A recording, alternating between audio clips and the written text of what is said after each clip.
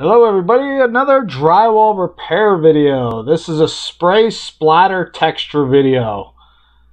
This job I was called in to do a texture only. The homeowner did the sheetrock themselves, did the taping and first coat themselves, to disregard that part of the job. I didn't do that. I don't stand up sheets like this. I lay sheets horizontal whenever I do sheetrocking. But this is just a video on spray splatter texture. First step you always want to do is always put down masking plastic, paper, tarps, whatever you have, because texture is messy. Spray texture especially, we're spraying almost at 90 to 100 psi, so the texture will go everywhere. So you basically want to treat it like you're going to be spraying paint. Mask off all the base area, mask off your floor, any wood trim, doors, windows, anything you don't want texture on, you're going to have to plastic off or mask off. I just use a basic masking tape, like 1.5 inch tape, and a roll of plastic. You can do a lot of damage here just getting everything plasticed off. It's a tedious process, masking, but it needs to be done. That's your first step in any mud project.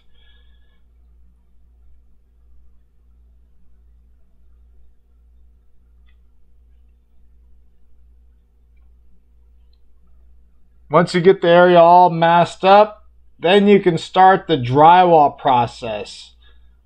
This job here, the homeowner did the sheetrock themselves. As you can see, they stood up the sheetrock. I always like to lay my sheetrock horizontal, but the homeowner did the sheetrock process themselves. Tape, coat, and process. They just called me in to do the spray texture, because the spray texture, you need the spray rig and hopper and everything involved. So disregard the sheetrock process of it, because I didn't do that. It's not a terrible job, but it definitely needed some work. He said he just wanted to pay for a texture process, so that's what we're giving the customer here.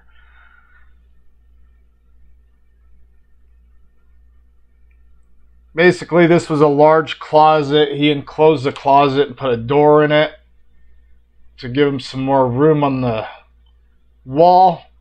Basically, enclosing the closet is a wide open dual door closet at one time. So that's what's involved here. Looks like we have 1, 2, 3, 4, almost 5 sheets of drywall. It's not a big job, but with 5 sheets of drywall, when you do a spray texture, you're going to need to use a medium-sized air compressor. Further along the video, when I bring the compressor in, I'll show you what I mean by a medium-sized air compressor. Also, whenever you do these spray textures, make sure you have enough light. Natural light's good. Any lights you have on the room, turn them on. Extra floodlight, LED light, go ahead and put some extra lighting in here.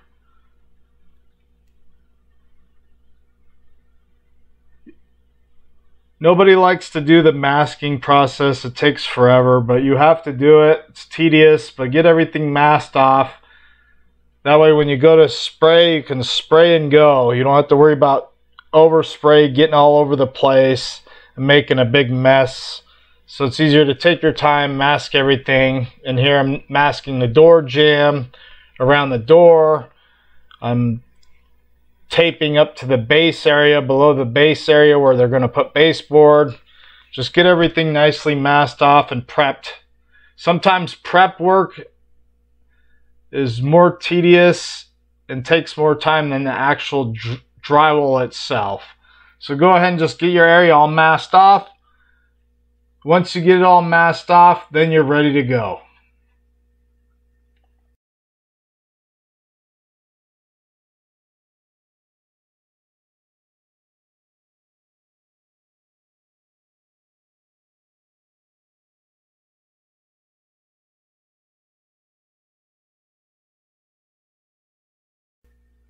Once you get everything masked off, double check everything. Make sure everything's plasticed off, secure, ready to go.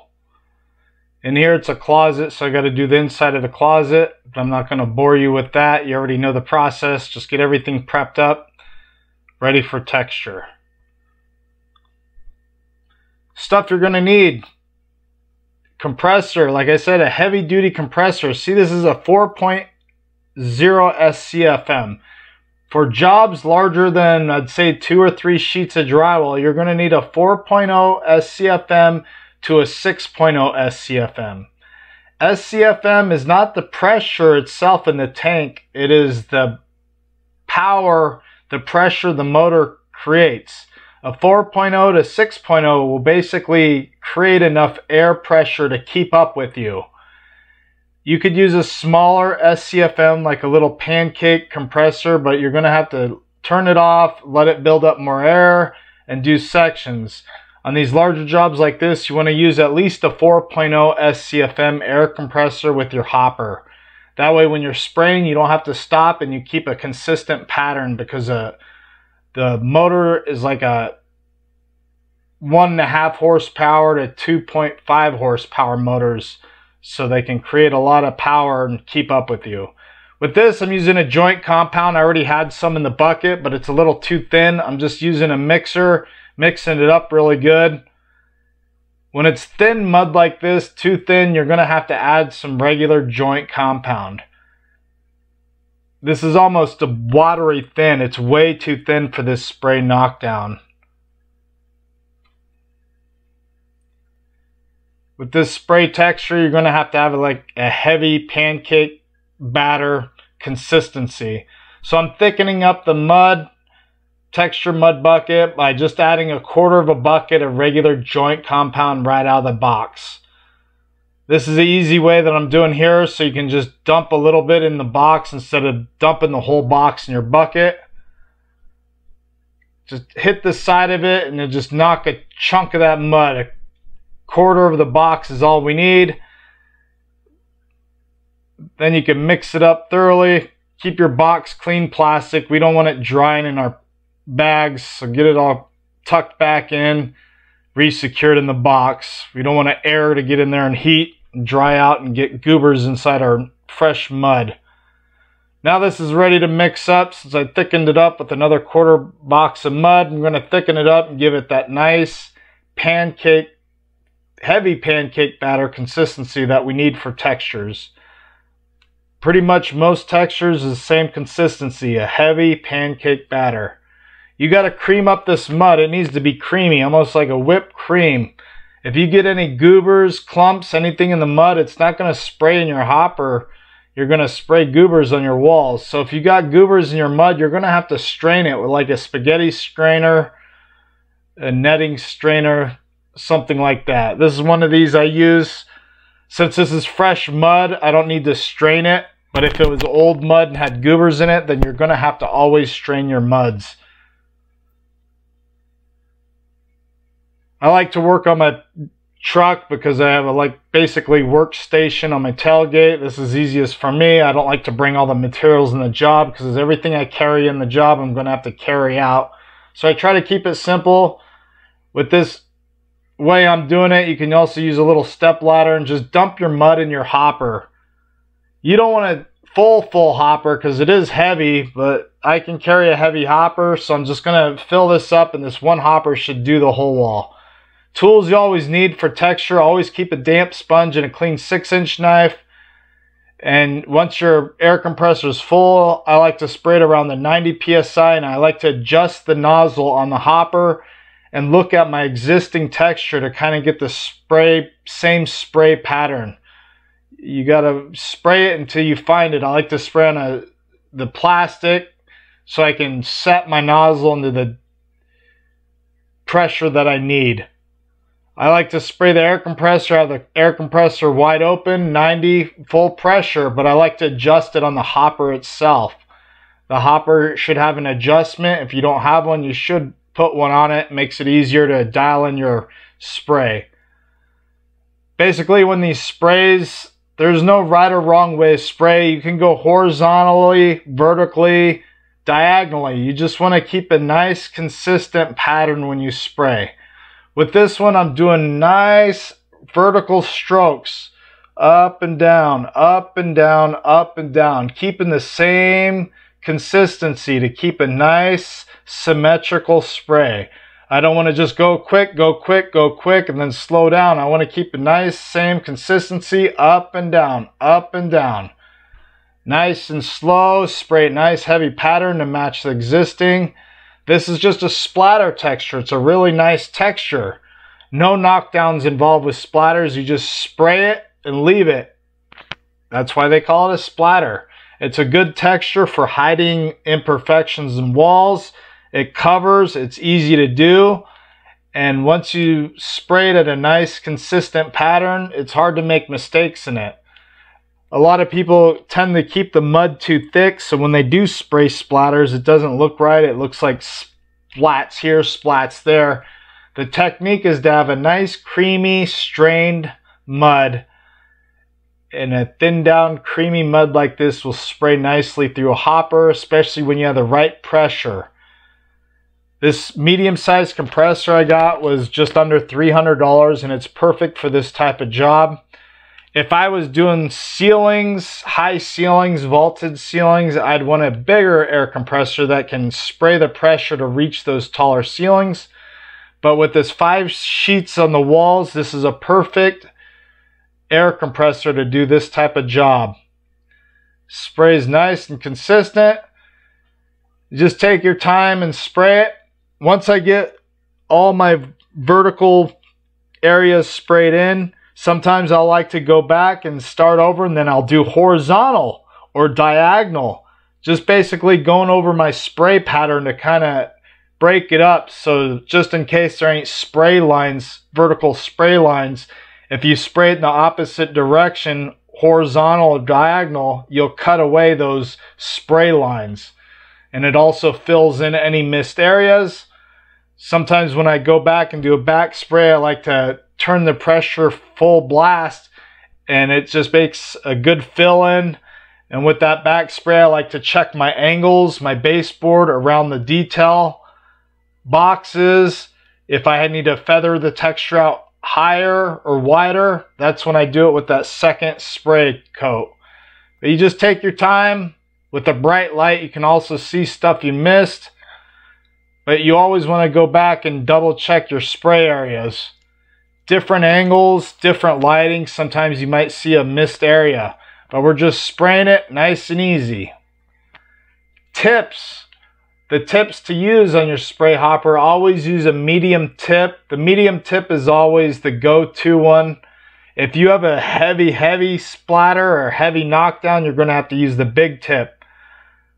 The smallest tip you only really use for orange peels, really fine orange peels, or really light splatters. But most splatters and light knockdowns and medium knockdowns, I just use the medium tip. I always keep the medium tip in my hopper because it's the go-to tip for majority of the textures I do. This is a basic hopper. This is a Spray Mantis. It's a good hopper. They have newer ones at the big box stores. Those work great. You just need to work with them and practice with them, maybe on a scrap piece of drywall or a piece of plastic, to get the pressure right and your hopper setting right so you're familiar with the gun when you go spraying. And once you start spraying, you need to just keep the same consistent pattern so you spray consistently. Spray it, get it all sprayed up. Once you get the area all sprayed up, double check your work. Always double check your work before you finish.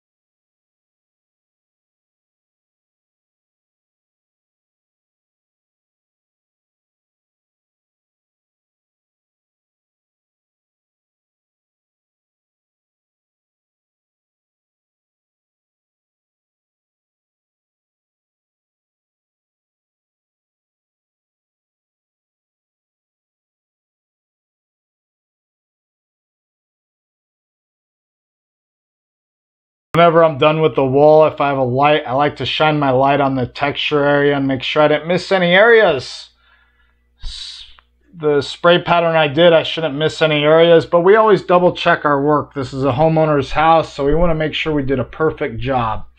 Not just 100% quality, we want 120% quality. Make sure it's nice and sprayed, nice fill in, no missed spots, no light spots, a nice consistent pattern. It's easier to add some texture now while everything's masked off and the hopper's out. If I need extra mud, no problem. I'm just going to go ahead and pour another half a hopper full. I don't need a full hopper, just a half a hopper will do this other part of the wall. Since my muds are left outside, I always want to keep my muds clean. This is a joint compound. These joint compounds will dry quickly when they're sitting outside exposed, especially in the summer. It's July, hot summer day, so I'm going to keep it clean. Clean my buckets. Scrape the sides. I don't want it caking up on the sides of my bucket. I'm taking a wet sponge and cleaning the sides, adding a little bit of water on top of the mud. They call this capping off the mud. I like to put a little bit of water on it, put a lid, clean bucket, and it's good to store for a long time. I keep these in the back of my truck, so I'm ready for the next job. All I have to do is dump out that little bit of water and remix it, and I'm ready for my second job across town. With that a hopper mud I just got will be enough to do this other side of the wall, inside of the closet. Basically, it's the same thing as the other one. You can do horizontal or vertical spray patterns, whatever direction you decide to choose first. Just nice, slow, consistent pattern. Up, down, up, down, up, down. All the way to the base area, all the way up to the ceiling angle. Nice, even strokes, movements. If you go horizontal, same thing. And you wouldn't do the whole wall horizontally at once. You would just do a section, like say a 4 foot by 4 foot section, and then move up to the next 4 foot by 4 foot section. Nice sections. We're just spraying it, keeping a nice consistent pattern. This is important with spray textures. All spray textures have to use the same spray pattern. This is a splatter texture, but the same pattern goes with the knockdown, orange peels, light orange peels, heavy orange peels, splatters, heavy splatters, light splatters, medium splatters, knockdowns, heavy knockdowns, light knockdowns. You name it, any spray texture, you have to do the same consistency pattern sprays. And larger jobs like this, you're going to have a heavy-duty air compressor to keep up with the demand, the air demand that your hopper needs to keep spraying the materials. Halfway through this job, you don't want to have to turn off your hopper and just wait for the air compressor to build up more air. And then when you go to turn it on, that built-up air will shoot a lot of pressure at once, creating a heavy spray spot. So that's why I like these bigger air compressors for these larger jobs, so the air compressor motor can keep up with the air demand that I need. Spray the areas nice and consistent. Same thing like the other side of the wall. You want to double check all your work. Make sure you didn't miss any areas. Any light areas, you can go ahead and fog them in by crossing it off the opposite direction you sprayed for the first go around. Vertical, now I'm going to go horizontal. Horizontal, now I'm going to go vertical. Easy, easy, easy. This is a simple process anyone can do. Just watch my motions. Up and down, up and down. Really easy to do. Easy stuff. Anyone could do this, no problem. Easy spray splatters. Splatters are nice. They hide a lot of imperfections. It's an easy texture and it looks really nice when it's done correctly. Once I get this area all sprayed out, textured out, I'm going to have to go ahead and pull all my masking. Get all your masking out of there. A lot of people say, hey, why don't I just leave the masking up overnight so I can turn around and paint it? It's already masked. No, you always want to pull your masking, because if I leave my masking sit overnight, when I go to rip that tape up, it's going to rip the paper, the drywall, and take the texture with it. So it's always good in between steps. Just go ahead and remask. It's easy to do. Just let it dry for 24 hours. Sometimes you have to lightly sand some areas, But with the splatter, you just go ahead and leave it and turn around and primer it and then paint. Always primer new drywall before paint. PVA drywall sealers work best. Kills any type of drywall sealer primer. Always primer drywall before you paint. But it's a simple job, spray splatter. I hope you enjoyed it. I hope it was helpful. I have many videos coming. I almost got monetization. I need about 500 more hours, so go ahead and please watch and subscribe and comment on these videos. Thank you.